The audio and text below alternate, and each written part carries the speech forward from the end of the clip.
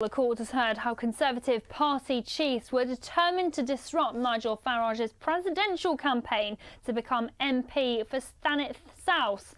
Thanet MP Craig MacKinlay is accused of breaking spending rules during the 2015 general election. Mr MacKinlay and his two assistants are said to have spent more than double the legal limit to see our former UKIP leaders bid to win the Kent seat. Our political editor Paul Francis joins us from London now. So, Paul, what more can you tell us about today's proceedings? Well, the court today heard from Lord Stephen Gilbert, who is an important figure in this issue, in this saga. He was the Conservative Party's national campaign coordinator and a close ally of David Cameron's.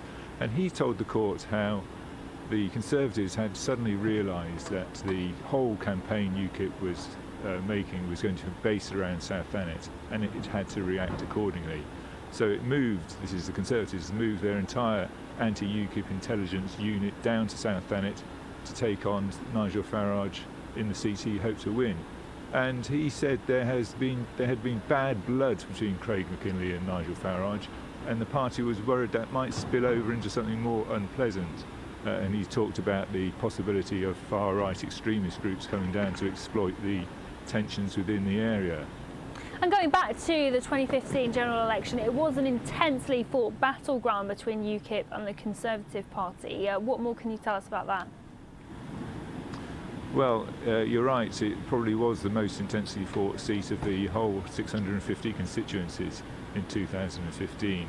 And as evidence of that, there were these series of multiple visits by big VIP political figures, and there was mention of Boris Johnson's visit to Thanet South during the campaign, and the issue of the battle buses that were brought in by the Conservatives with hundreds of activists delivering leaflets on the ground and trying to do their best to prevent Farage from becoming the MP for the area. And we've been covering this case for the last few weeks. Is there any inkling as to how long it will continue for, when we might see an end to the proceedings? Well, an end is not in sight in the short term. It's been going on for 5 weeks, this trial, and there are more witnesses to be heard and more questions to be asked, and we're not expecting things to come to a conclusion until the start of December at the earliest, and possibly a little bit later. Absolutely, and all defendants deny the charges and the trial will continue. Thank you for that, Paul.